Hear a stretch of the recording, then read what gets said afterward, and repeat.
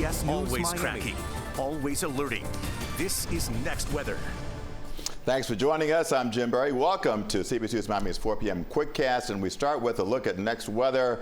We're drying out this evening, but the question is, what's coming tonight and tomorrow? Ivan Cabrera here with the answers. Yeah, I think we had a next weather alert for both Thursday and Friday because we have the potential for a couple of things here, the heavier rain, and also, Jim, we're looking at frequent lightning and the possibility of some isolated, strong to damaging wind gusts here. That's going to be primarily through the afternoon. I still think we get a round of rainfall for tomorrow morning, but the alert really is for the afternoon. If we get any stronger storms that develop, that's when they will have the ability to give us those very strong wind gusts, as well as with some hail, not out of the question. So this is not a surprise, right? We've been talking about this feature, this upper low that has been moving towards Florida, and we've talked about why it creates the potential for some stronger to severe storms, right? Cold air up above, that creates the potential because the air is denser when it's cold. Once these downdrafts from thunderstorms come down, they come down at a pretty quick pace here, and so that's why we have the strong to severe wind gusts there possible. Along with that, we have a lot of tropical moisture. That hasn't been absent, but we haven't had really a catalyst to get things going. Our sea breeze is usually the deal, but when you get something like an upper low, it creates additional lift in the atmosphere, and so that's what we'll have to watch. Now, this morning's showers and storms, came as we had talked about yesterday, but it has really just quieted things down. When you get a burst of heavy rainfall like that, places like Fort Lauderdale, you guys are north of an inch, which you desperately need. Now things have quieted down, and I don't think we'll have much for the rest of the evening. So we actually have two upper lows. We got this one coming in. That's going to impact our weather for the next couple of days, and then there's going to be another one in its heels. That's going to be moving in by the early part of next week, and so it's a kind of 1-2 deal here.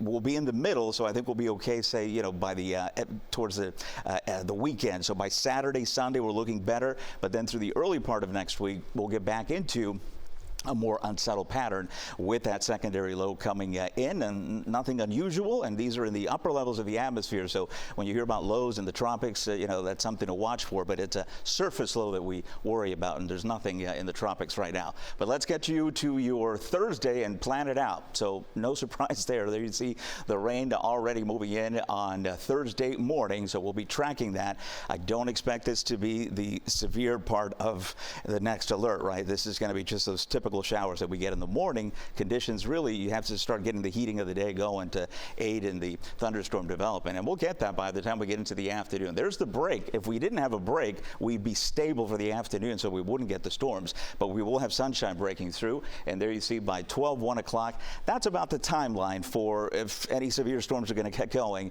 That's when we're going to be looking at. So from, I'd say, 1 to about 4 o'clock. So that is the window there for Thursday, and then we'll do this again through the day on Friday.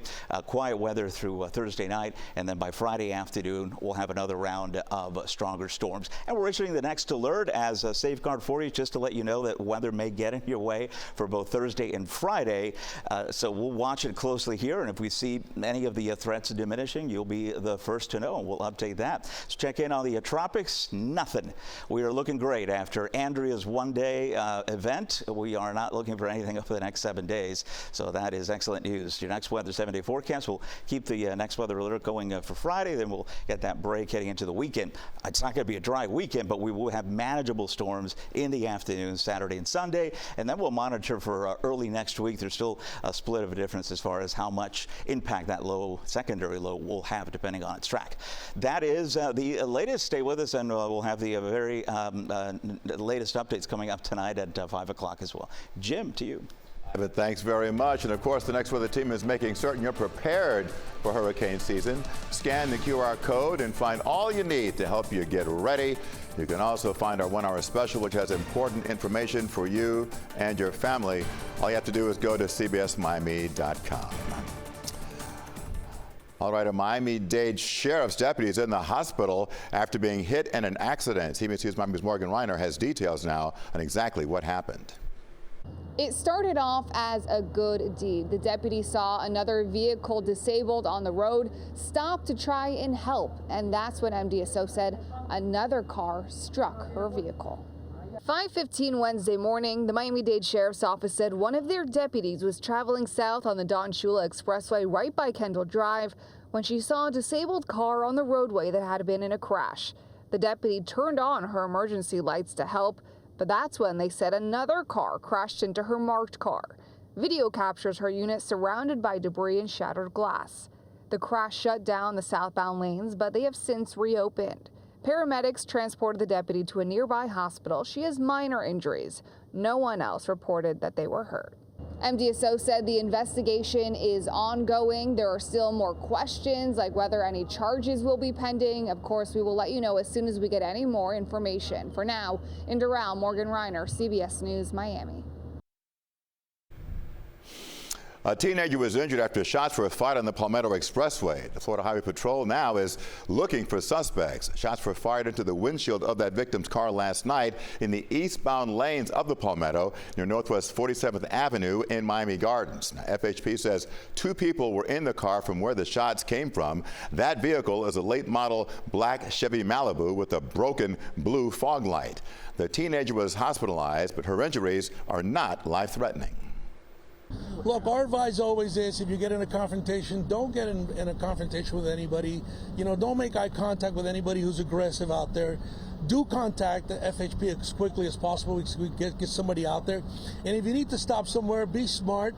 Drive off the highway, go to a gas station, police station, fire station, anywhere that's lit, and just try to get away from the situation.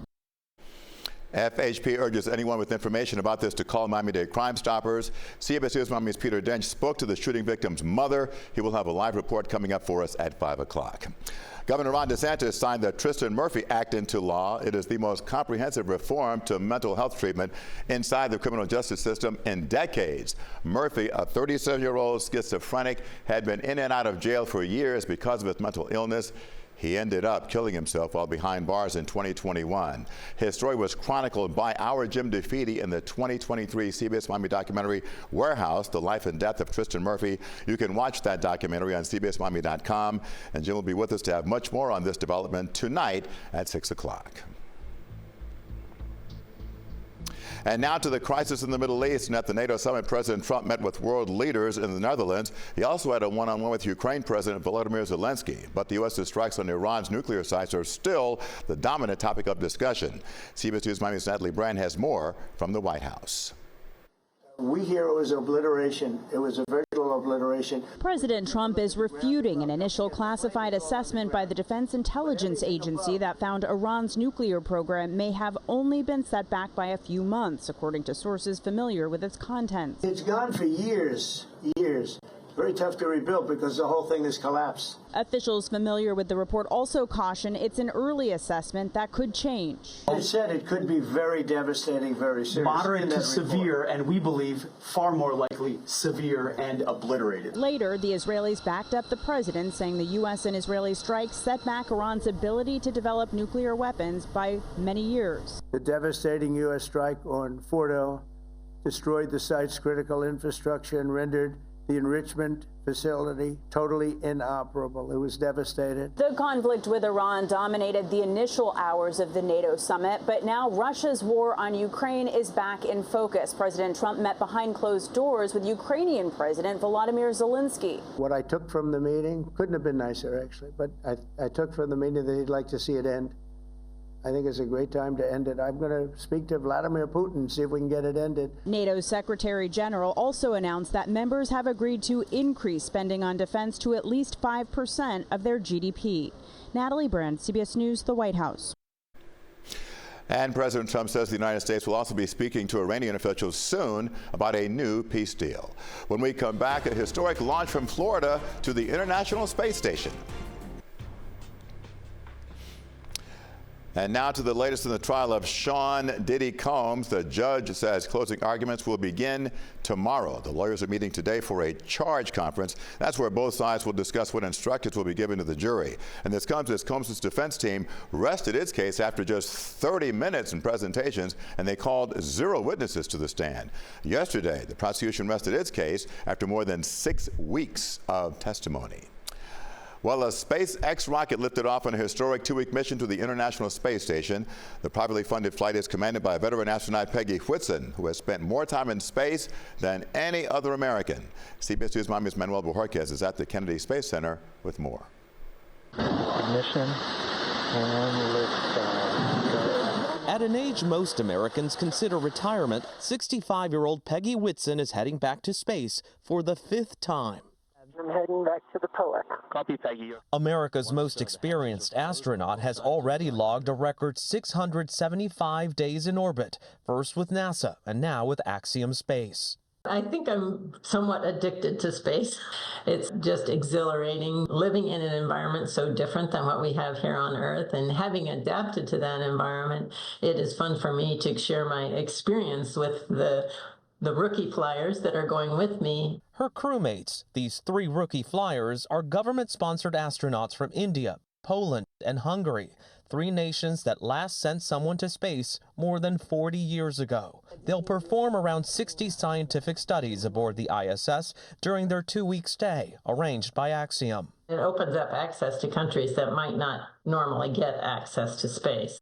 Orbiting Earth for 26 years, the ISS is beginning to show its age. One top safety concern, a small but persistent air leak found in the Russian segment 6 years ago. Russia says recent repair work finally sealed that leak, but NASA wanted more time to study it and delayed the Axiom mission for 2 weeks. Tejpal Bhatia is Axiom's CEO. So if they tell us to wait, we wait.